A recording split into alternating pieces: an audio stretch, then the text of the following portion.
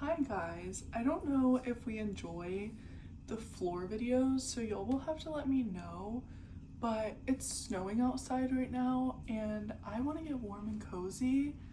What's more warm and cozy than books? Literally nothing in this world. I have a little blanket with me. We're sitting on the floor, we're nice and cozy down here, and y'all grab a coffee and come along with me to look at my February TBR.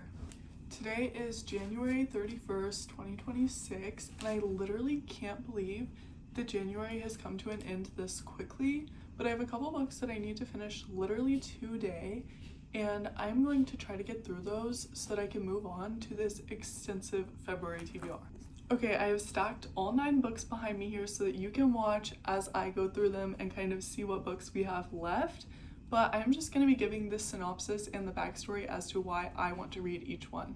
The first book on my February TBR is Recursion by Blake Crouch. Now, I want to give y'all a little backstory. I read Dark Matter by Blake Crouch last November, and to this day, 3 months later, that is still my favorite book of all time.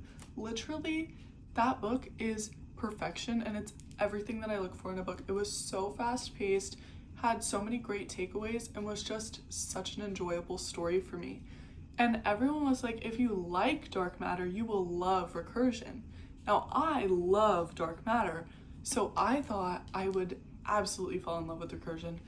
I looked for this at bookstores for months, I think like 2 or 3 months, and all the bookstores, it was like $30. So I put it on hold at the library and waited 2 months. It never became available. Yesterday, I was shopping through the library and all of the books were stacked like this with all the titles like, sideways. And then there was one book that was like thrown on the shelf with the cover facing forward, just thrown on there, not supposed to be there. And it was Recursion. And I was like, this is literally a sign that I have to pick up Recursion and read it this month. So that's the backstory on it. Now let's jump into the synopsis. From my understanding, something in this world is happening where people are getting false memories and confusing them with their lives and just getting like all mixed up, being like which memories are mine, which ones are not real, whatever. And so 2 scientists try to make a way to essentially preserve your memories and go back and revisit them and re-experience them so that you know what's your real memory. And along the way, they end up like digging up why this stuff is happening with the memories, and apparently it just like gets crazy. I'm so excited for this. I hope that I absolutely fall in love with it. Next, we have I Who Have Never Known Men by Jacqueline Harpman. This book, I am so excited for. This is like literally my next read. I cannot wait for this. This is a book about 40 women who are locked underground in like an underground prison essentially. They have no clue how they got there. They have very little recollection of their lives before, and all they know is that they are locked in a basement way underground. Once the 40th girl gets there though, she ends up being able to remember stuff and tries to get all of the women out of the prison. I've heard that this is an amazing book that like explores women and independence and gender roles and stuff like that, so I'm very, very excited to read this. Then we have A Court of Mist and Fury by Sarah J. Maas. Now this has rubber bands on it because the library had to re-glue the spine together, so I'm not supposed to take the rubber bands off until tomorrow, but this is the second book in the A Court of Thorns and Roses series. The first book in this series, I rated a 3 stars, but I did find it very easy to get through and very enjoyable, so I put the second book on hold and it was ready yesterday, so I decided we could add it to the TBR.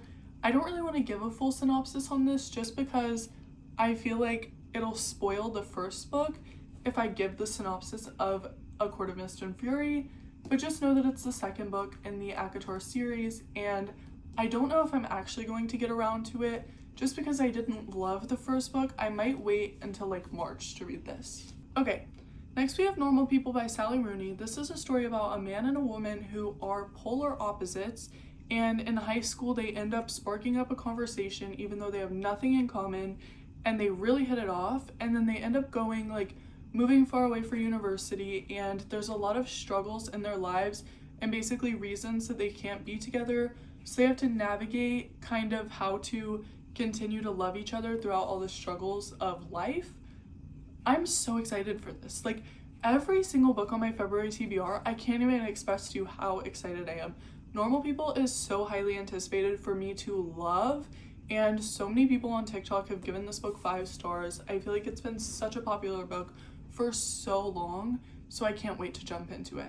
Then we have Nicholas Sparks' The Wedding. I was kind of looking for a lighthearted romance. I've been reading a lot of really long literary fiction lately, and so I was in the library looking for a lighthearted, pretty short romance when I stumbled upon The Wedding by Nicholas Sparks.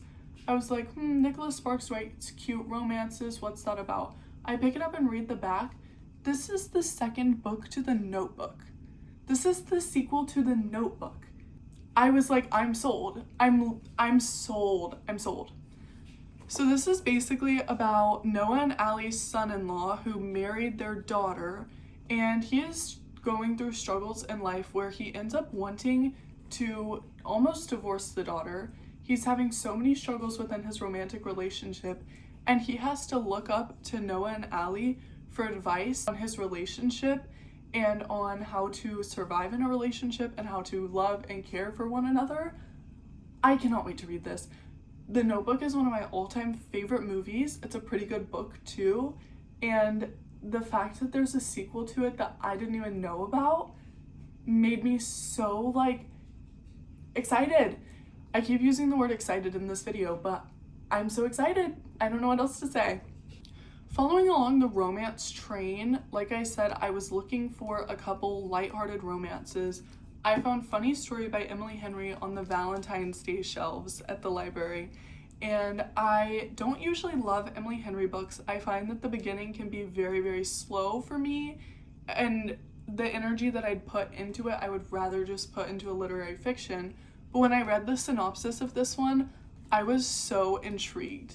This is essentially about a woman who gets engaged to a man, and then she finds out that this man is still in love with his childhood female best friend.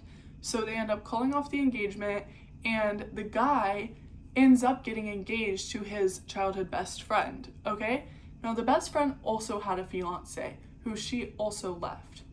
So both of the ex-fiancés get together and go along a fake dating trope and then end up falling in love. That's fascinating to me. That is so fascinating. Can't wait to read it. Okay, then we have So Late in the Day by Claire Keegan.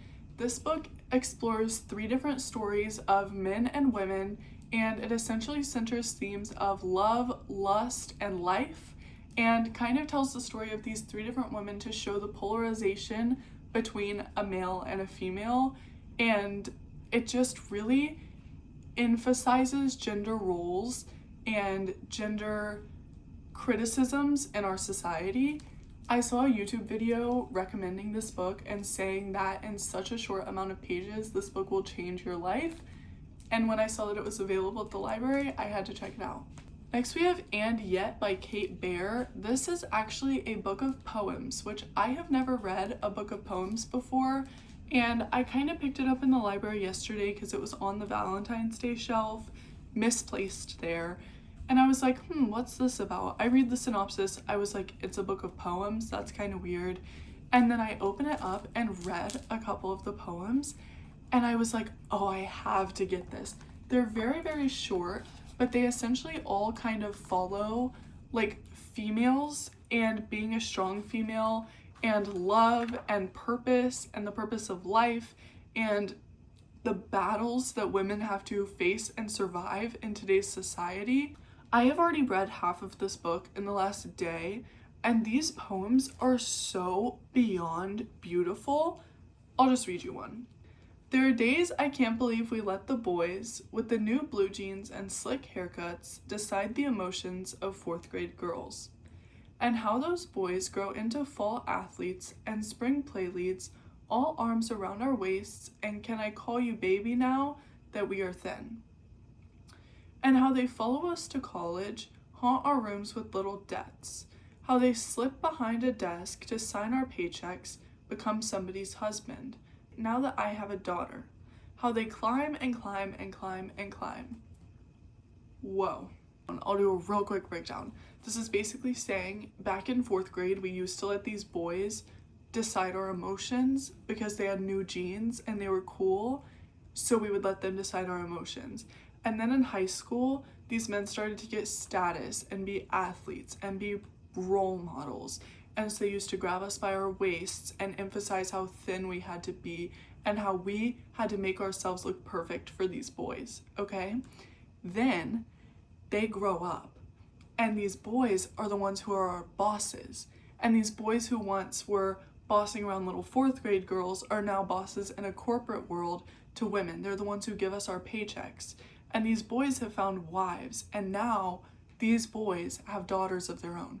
These boys who have spent their life dictating women's feelings and bossing around women are having daughters. So little words with so much impact. Like, oh my gosh. I want to do an entire video on this book, just breaking down every single quote in this book. Since this book is 100 pages, it would take forever. I cannot wait to read the rest of this. I might have to buy a copy. I'm not big on buying library books, especially if I've already read them, but I might have to buy a copy of this.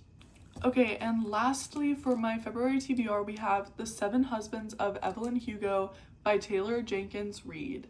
This, if you don't know what it's about, which I'm sure you do because I feel like it's been the biggest book on TikTok for the last 4 years, but if you don't know what this book is about, it's about a woman named Evelyn Hugo who is very famous, but one day kind of dropped off the face of the earth.